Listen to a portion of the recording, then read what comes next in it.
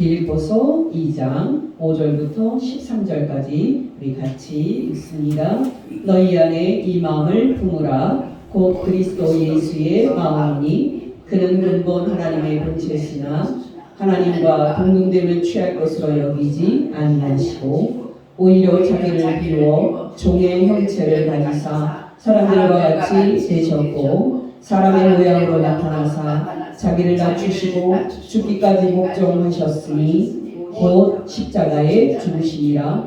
이러므로 하나님이 그를 지극히 높여 모든 이름 위에 뛰어난 이름을 주사 하늘에 있는 자들과 땅에 있는 자들과 땅 아래에 있는 자들로 모든 무릎을 예수의 이름에 꿇게 하시고 모든 입으로 예수 그리스도를 주가 시인하여 하나님 아버지께 영광을 돌리게 하셨느니라. 그러므로 나의 사랑하는 자들아, 너희가 나 있을 때뿐 아니라 더욱 지금 나 없을 때에도 항상 복종하여 두렵고 떨므로 너희 구원을 이루라. 너희 안에서 행하시는 이는 하나님이시니 자기의 기쁘신 뜻을 위하여 너희에게 소원을 두고 행하게 하시나니. 아멘.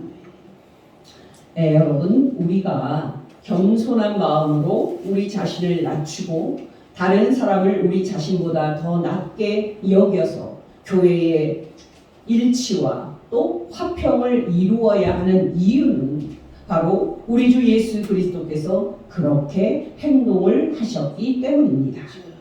여러분, 이런 생각 해보셨습니까? 만약에 하나님의 형상이신 예수 그리스도께서 하나님과 동등한 그 자신의 신성의 영광 상태에서 자신을 낮추셔서 사람이 되지 않으셨다면 우리가 구원을 받을 수 있었겠습니까?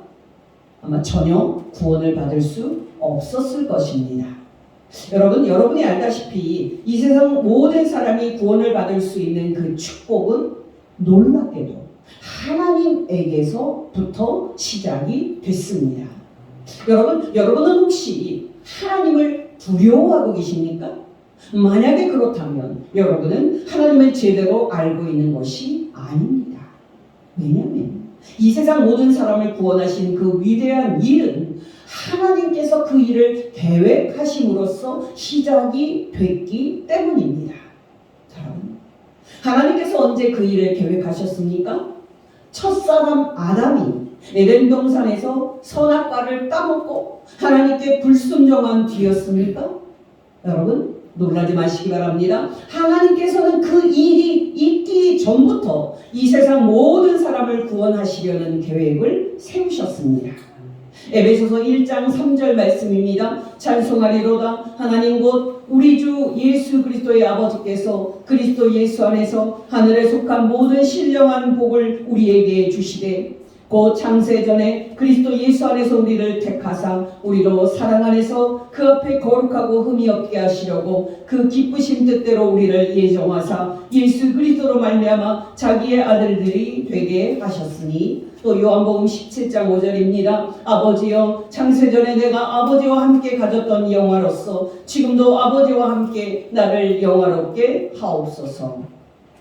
여러분, 우리가 성경을 통해서 창세전에 이 세상 모든 사람을 구원하시고자 계획하신 하나님의 구원 계획을 알게 된 것, 이것은 무한한 축복입니다.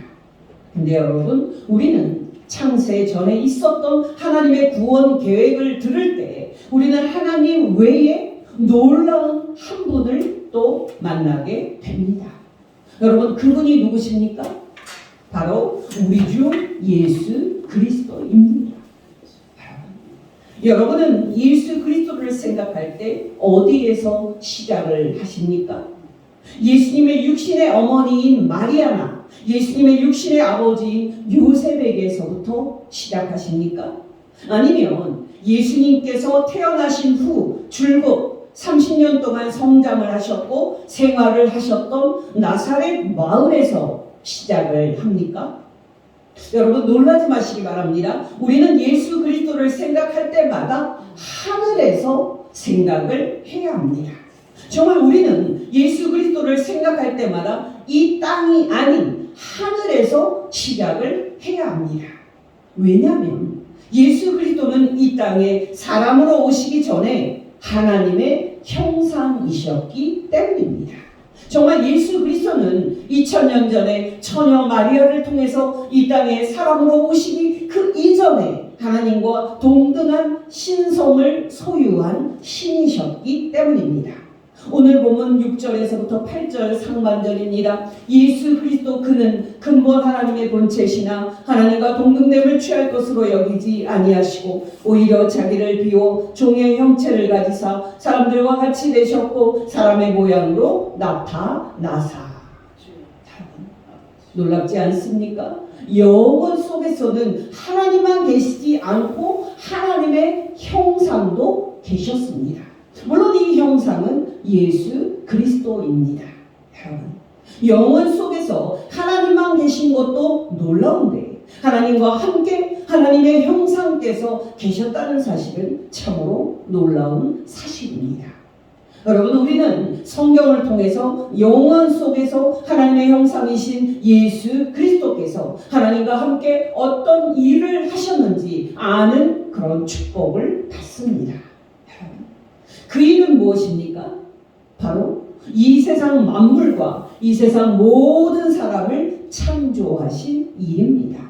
요한복음 1장 1절에서 3절입니다. 태초에 말씀이 계시니라. 이 말씀이 하나님과 함께 계셨으니 이 말씀은 곧 하나님이시니라. 그가 태초에 하나님과 함께 계셨고 만물이 그로 말미암아 지은 바 되었으니 지은 것이 하나도 그가 없이는 된 것이 없느니라.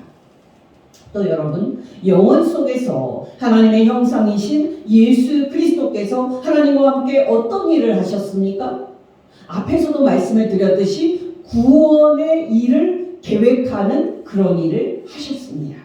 엄밀하게 말하면 구원의 일을 계획하신 분은 하나님이시니까 하나님의 형상이신 예수 그리스도께서 하나님의 구원 계획에 동의하셨다 하는 말이 정확할 것입니다.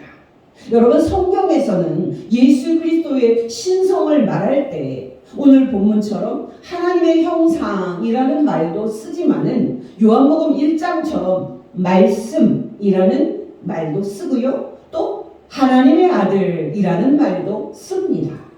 중요한 것은 여러분, 예수 그리스도의 신성을 말하는 말들이 많지만은 이 용어들은 모두 다 예수 그리스도께서 창세 전에 하나님과 동등한 신성을 소유하고 계신 신임을 말한다는 사실입니다. 여러분이 알다시피 예수 그리스도께서 하나님과 동등한 신성을 소유하신 신이심을 믿는 것, 이것은 신비입니다. 정말 예수 그리스도께서 아버지 하나님과 동등한 아들 하나님이심을 믿는 것은 신비로운 일입니다. 여러분이 알다시피 1세기 유대인들은 예수께서 하나님과 동등한 신이심을 믿을 수가 없었습니다. 우리는 요한복음 전체에 걸쳐서 그 사실을 확인할 수 있습니다. 여러분, 중요한 것은 뭡니까? 바로 이 지식은 인간의 이성으로나 증명으로는 얻을 수 없는 지식이고 오직 성령님의 조명을 통해서만 얻을 수 있는 지식이라는 사실입니다. 여러분, 저와 여러분이 이 놀라운 지식을 소유하고 있는 것보다 더 큰 축복이 없음을 여러분 알고 계십니까? 우리에게 이 지식을 허락하신 하나님께 우리가 항상 감사해야 할 줄로 믿습니다. 아멘. 여러분, 논의를 더 전개시켜 보십시다. 여러분, 앞에서 말씀을 드렸다시피 하나님께서는 창세 전에 예수 그리스도를 통하여 이 세상 모든 사람을 구원하고자 하시는 계획을 세우셨습니다. 근데 여러분, 하나님의 이 은혜로우신 구원 계획이 실행이 돼서 우리를 포함하여 이 세상 모든 사람이 구원을 받을 수 있으려면 한 가지가 필요했습니다. 바로 하나님의 형상이시고 하나님의 아들이신 예수 그리스도께서 하나님과 동등함을 일단 버리시고 우리와 같은 사람이 되는 것이 필요했습니다. 여러분, 놀라지 마시기 바랍니다. 이 일은 하나님께서 하나님의 아들이신 예수 그리스도를 대신해서 해줄 수 있는 일이 아니었습니다. 이 일은 하나님의 형상이시고 하나님의 아들이신 예수 그리스도께서 스스로 감당을 하셔야만 하는 그런 일이었습니다. 여러분, 기뻐하시기 바랍니다. 은혜롭게도 하나님의 아들이신 예수 그리스도께서는 이 세상 모든 사람을 구원하고자 하시는 하나님의 계획에 동의를 하셔서 하나님과 동등됨을 버리시고 사람이 되셨습니다. 정말 감사하게도 하나님의 형상이신 예수 그리스도께서는 하나님의 그 구원하시고자 하시는 선한 뜻을 이루어서 이 세상 모든 사람을 구원하기 위해 하나님과 동등됨을 버리시고 사람이 되셨습니다. 여러분, 우리를 구원하시고자 하시는 하나님의 구원 계획을 이루어 드리고 우리를 구원하기 위해서 사람이 되신 예수 그리스도의 그 마음이 놀라운 것은, 사람이 된다는 것은요, 죽는 사람의 운명에도 동참하는 것을 포함을 함에도 불구하고 예수 그리스도께서 사람이 되셨다는 사실입니다. 여러분, 놀라지 마시기 바랍니다. 창세 전에 이 세상 모든 사람을 구원하시고자 하시는 하나님의 뜻은 당신의 아들이신 예수 그리스도께서 사람이 되셔서 이 세상 모든 사람 대신에 이제 십자가에 못 박혀 죽는 것을 필요로 했습니다. 여러분, 이때 하나님의 아들이신 예수 그리스도께서 사람이 돼서 사람 대신에 십자가에서 죽으라는 하나님의 명령을 순종하지 않으셨다면 우리가 구원받을 수 있었겠습니까? 너무 은혜롭게도 너무 감사하게도 하나님의 아들이신 예수 그리스도께서는 이 세상 모든 사람을 구원하고자 하시는 하나님의 그 뜻을 이루어 드리기 위해서, 또 이 세상 모든 사람을 구원하기 위해서 사람이 되셨고 십자가에 죽기까지 하나님의 뜻에 순종을 하셨습니다. 여러분, 우리가 어떻게 하나님의 아들이신 예수 그리스도의 이 큰 은혜를 잊을 수 있겠습니까?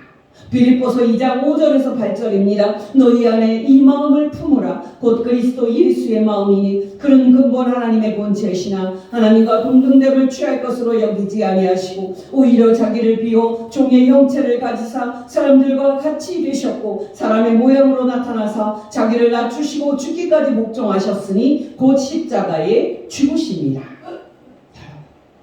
여러분이 알다시피 예수 그리스도의 지상 생애를 말하는 사복음서는 놀랍게도 예수 그리스도의 지상 생애의 마지막 일주일에 초점을 맞추고 있고 특히 예수 그리스도의 십자가 죽음에 초점을 맞추고 있습니다. 여러분, 기억하시기 바랍니다. 하나님의 아들이신 예수 그리스도께서 우리를 구원하실 수 있으려면 사람이 되는 것만으로는 충분하지 않았습니다. 예수 그리스도께서 반드시 십자가에 못 박혀 죽는 것이 필요했습니다.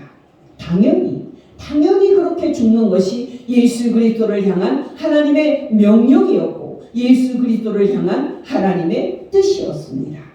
그러나 여러분, 예수 그리스도께서 십자가에 못 박혀 죽는 것은 쉬운 것이 아니었습니다.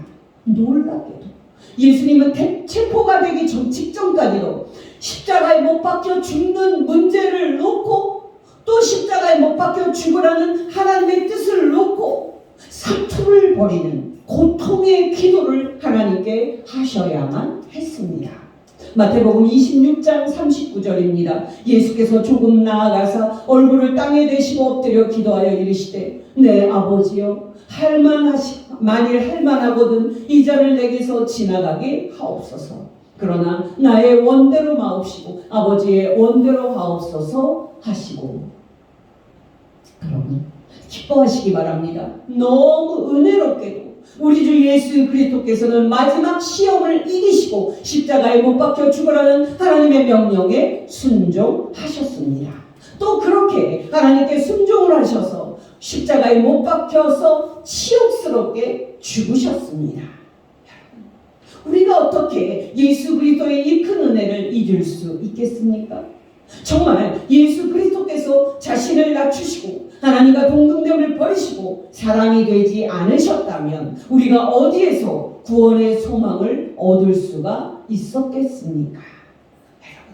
여러분이 알다시피 하나님의 아들이신 예수 그리스도께서 하나님의 뜻에 죽기까지 복종하시고 죽으신 것이 예수님에게 끝이 아니었습니다.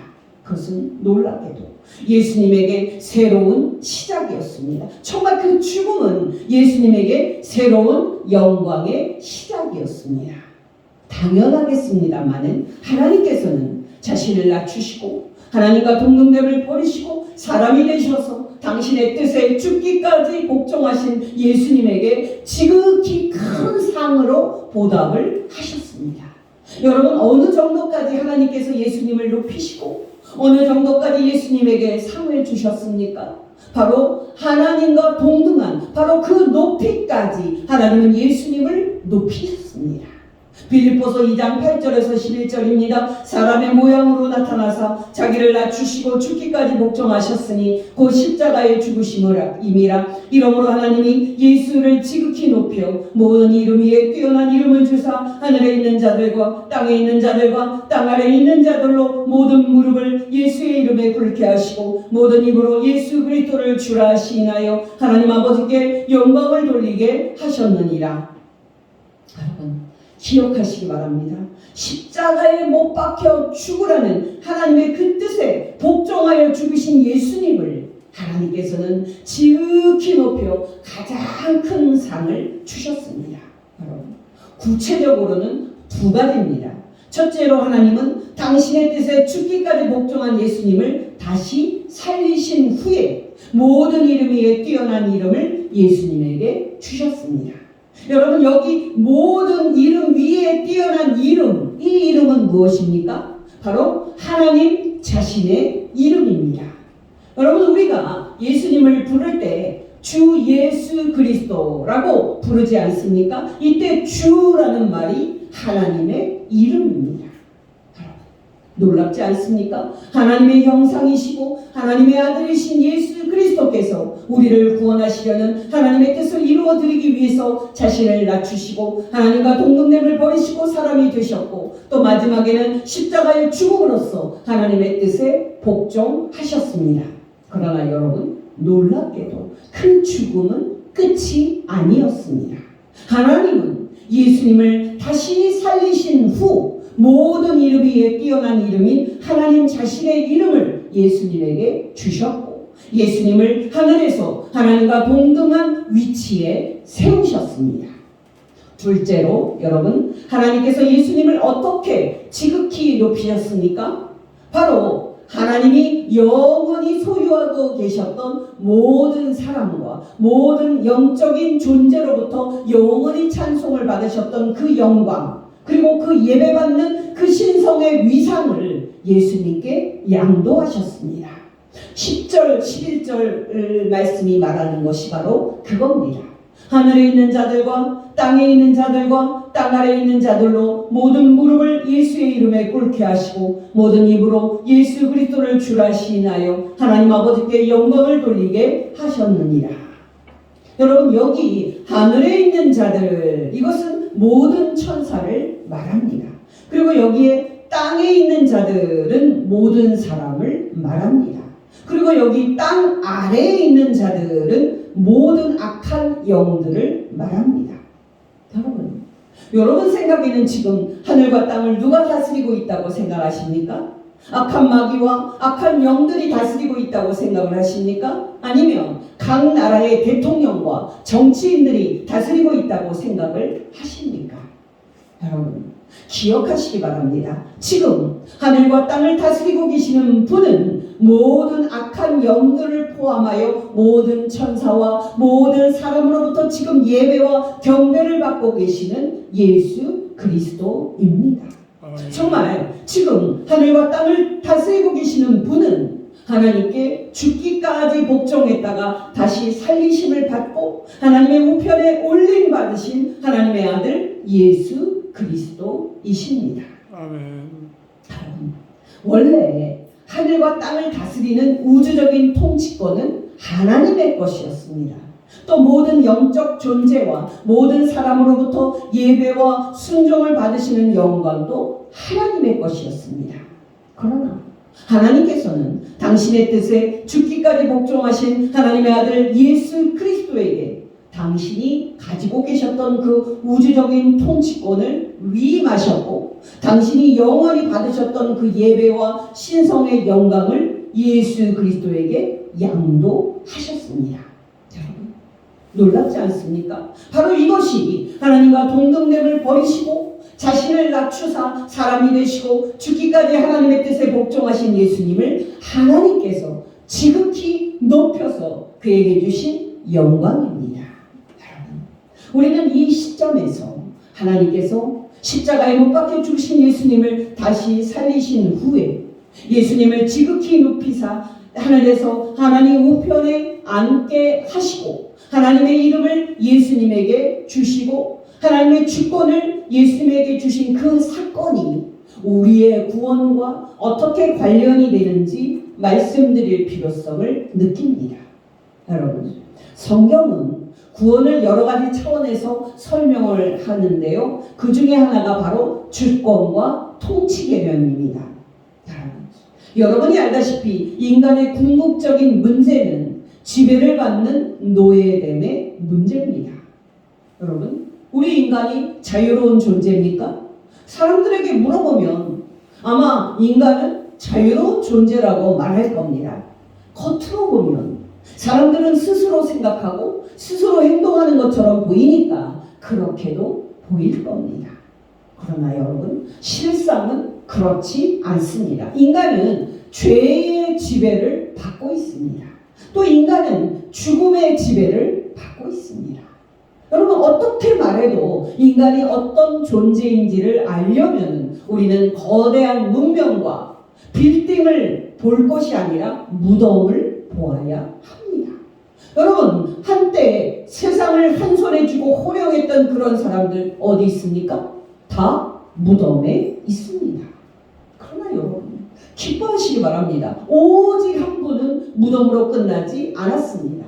그분이 누굽니까? 바로 우리 주 예수 그리스도입니다. 아멘. 예수님은 십자가에 못 박혀서 죽으셨지만 인간을 지배하던 죽음을 정복하고 다시 사셨습니다. 바로 이것이 하나님께서 예수님을 다시 살리신 후에 지극히 높이사 하늘에 올리시고 하나님 우편에 앉게 하신 것의 의미입니다. 또 여러분, 인간은 사탄의 지배를 받고 있습니다.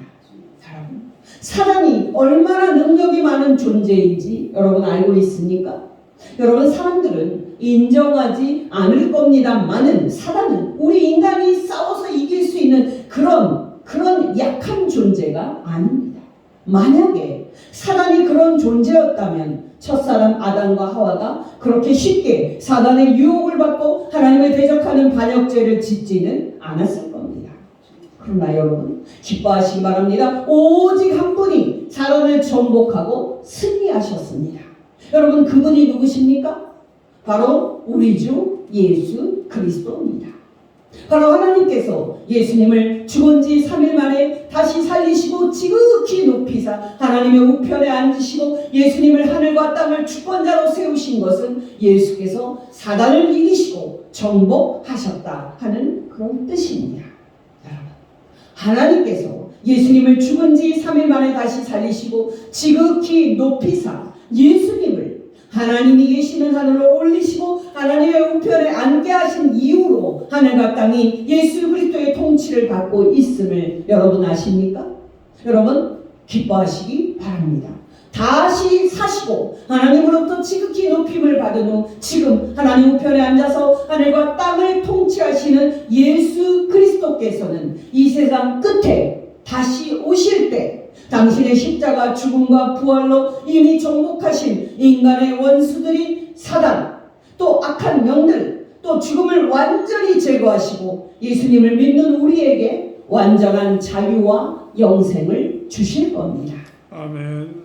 고린도전서 15장 22절에서 28절입니다. 아담 안에서 모든 사람이 죽은 것 같이 예수 그리스도 안에서 모든 사람이 삶을 얻으리라. 그러나 각각 자기 차례대로 되리니 먼저는 첫 열매인 예수 그리스도요, 다음에는 그가 강림하실 때에 예수 그리스도 그리스도에게 속한 자요 그 후에는 마지막이니 예수께서 모든 통치와 모든 권세와 능력을 멸하시고 나라를 아버지 하나님께 바칠 때라. 예수께서 모든 원수를 그 발 아래에 둘 때까지 반드시 왕노릇 하시리니 맨 나중에 멸망받을 원수는 사망이니라. 만물을 그의 발 아래에 두셨다 하셨으니 만물을 아래에 둔다 말씀하실 때에 만물을 그의 아래에 두시니가 그 중에 들지 아니한 것이 분명하도다. 만물을 그에게 복종하게 하실 때에는 아들 자신도 그때의 만물을 자기에게 복종하게 하신 이에게 복종하게 되리니 이는 하나님이 만유의 주로서 만유 안에 계시려 하심이라.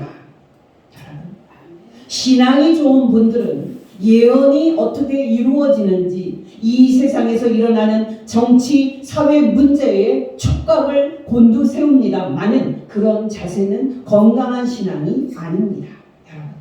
우리는 예언이 어떻게 이루어질 것인지 알 수 없습니다. 그것은 오직 하나님께 속한 주권입니다. 그러나 여러분, 이 세상의 역사가 어떻게 흘러가든지 우리는 두 가지는 확실히 알 수 있습니다. 하나는 우리가 계속 확인을 했듯이 예수께서 다시 사신 후에 하나님께 지극히 높임을 받으신 후로 하늘과 땅을 다스리는 왕은 예수 그리스도라는 사실입니다. 또 다른 하나는 이 세상 끝에 예수 그리스도께서 다시 오셔서 이 세상에서 여전히 활동하고 있으면서 인간을 지배하고 있는 사단, 그리고 악한 영들, 또 죽음, 이것을 다 멸망시킬 때에는 당신의 통치권을 하나님께 드리실 것이고 그때 이후로는 하나님께서 영원히 하늘과 땅을 은혜의 평강으로 다스리실 거라는 사실입니다. 여러분, 기뻐하시기 바랍니다. 바로 이것이 우리가 가지고 있는 구원의 소망입니다. 근데 여러분, 사도 바울이 왜 하나님의 아들이신 예수 그리스도께서 창세 전에 하늘에서 하나님과 함께 가지고 계셨던 그 동등한 신성의 영광과 위상을 버리시고 자신을 지극히 낮추사 사람이 되신 것을 말하고 있습니까? 바로 우리도 우리 주 예수 그리스도처럼 겸손한 마음을 품고 우리 자신을 낮춤이 마땅하기 때문입니다.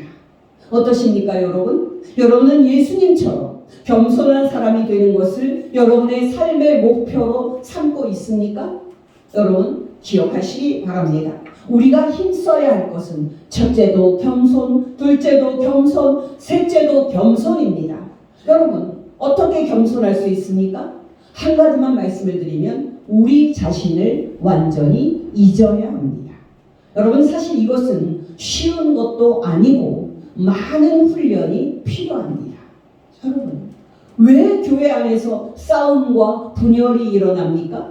바로 우리 자신이 살아있고 우리가 우리 자신을 너무 많이 의식하면서 살기 때문입니다.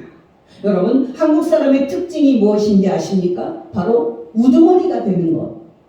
우리 우두머리가 되는 거는 다 원하는데 쫄병이 되는 거는 원하지 않는 겁니다. 여러분, 교회 안에서 다 대장이 되겠다고 하고 서로 박 터지게 싸우면은 그 교회 안에 일치와 화평이 있을 수 있겠습니까? 역으로 말해서 여러분, 교회 안에서 성도들이 다 겸손한 마음으로 자신을 낮추고 다른 사람을 낮게 생각하면서 다른 사람을 높인다면 그 교회 안에서 갈등과 싸움이 있겠습니까? 여러분 자신을 점검해 보시기를 바랍니다. 여러분은 이 둘 중에 어떤 사람입니까? 내가 뭐가 부족해서 그 사람 밑에 들어가야 한단 말입니까? 하고 따지는 사람입니까? 아니면 내가 그 일을 맡기에는 부족한 사람 같습니다. 다른 더 좋은 사람을 찾아보심이 좋을 듯 합니다. 라고 하면서 자신을 낮추고 교회 공동체의 하나됨과 일치를 도모하는 사람입니까? 여러분께 권면드립니다. 저와 여러분이 우리 주 예수께서 하나님과 동등됨을 버리시고 자기를 지극히 낮추사 사람이 되셔서 죽기까지 하나님께 복종하셨던 것처럼 우리도 겸손한 마음으로 살아야 할 줄 믿습니다. 아멘. 우리가 정말 그렇게 산다면 하나님께서 예수 그리스도를 지극히 높이신 그런 축복을 주신 것처럼 저와 여러분에게도 지극히 높이사 하나님의 나라와 영생을 선물로 주실 겁니다. 기도하겠습니다.